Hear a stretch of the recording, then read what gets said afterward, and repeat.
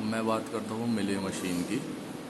मिले machine is a set of 6 tuple. मिले machine जो है वो 6 टपल का सेट है, जहाँ पर Q जो है वो फाइनाइट सेट ऑफ स्टेट है, input symbol, output symbol, initial state, output function and transition function, इन सब से मिलकर जो है वो मिले मशीन बनती है। लेकिन मिले मशीन को समझने के लिए सबसे इम्पोर्टेंट चीज़ ये है कि यहाँ पर जो इनपुट हैं उन पर डिपेंड करता है आउटपुट।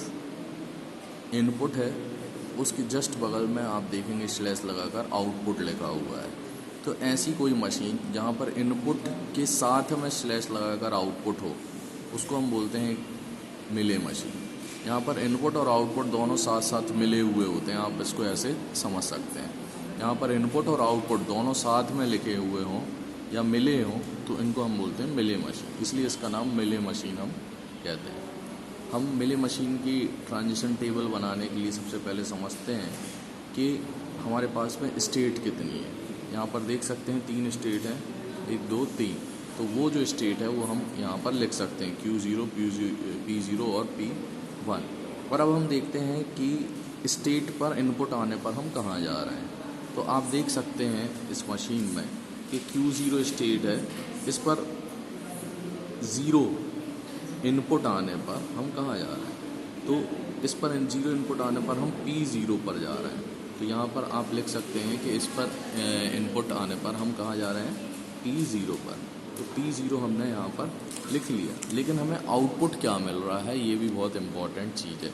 हमें यहाँ पर जा रहे हैं 0 आने पर तो P0 मिल रहा है, लेकिन आउटपुट देखने के लिए हमें यहाँ पर जस्ट बगल में देखना पड़ेगा। यहाँ पर हम देख रहे हैं कि आउटपुट हमें मिल रहा है N, तो आउटपुट की जगह पर हम यहाँ पर N लिख सकते हैं।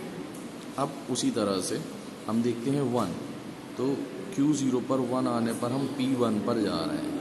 Q0 पर 1 आने पर हम P1 पर जा रहे हैं और आउटपुट हमें क्या मिल रहा है, N। इस तरह से हम उसकी टेबल बनाएंगे, ठीक है। अब हम नेक्स्ट देखते हैं P0 पर।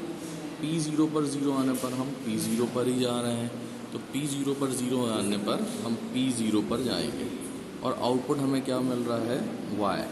P0 पर 0 आने पर P0 पर और आउटपुट क्या मिल रहा है हमें, Y। उसी तरह से 1 देखते हैं हम, P0 पर 1 आने पर हम P1 पर जा रहे हैं और आउटपुट हमें क्या मिल रहा है, N,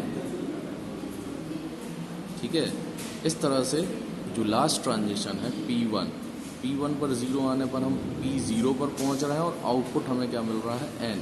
तो P1 पर 0 आने पर हम P0 पर पहुंच रहे हैं और आउटपुट हमें मिल रहा है N। उसी तरह से देखेंगे हम P1 पर 1 आने पर, P1 पर इनपुट 1 आने पर हम P1 पर ही पहुंच रहे हैं और आउटपुट हमें क्या मिल रहा है, Y।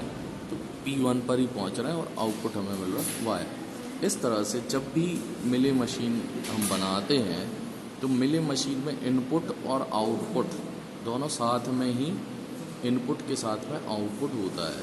तो इस तरह से हम यदि मिले मशीन बनाते हैं तो इनपुट के साथ में आउटपुट हमेशा मिलता है। तो यहाँ पर जो टेबल है वो थोड़ी सी बड़ी बन जाएगी। वहाँ पर 0 इनपुट के लिए अलग स्टेट है और 1 इनपुट के लिए अलग स्टेट पर हम पहुँचते हैं, इसलिए इसकी टेबल थोड़ा सा बड़ी बनेगी। ये हमें ध्यान रखना है। धन्यवाद।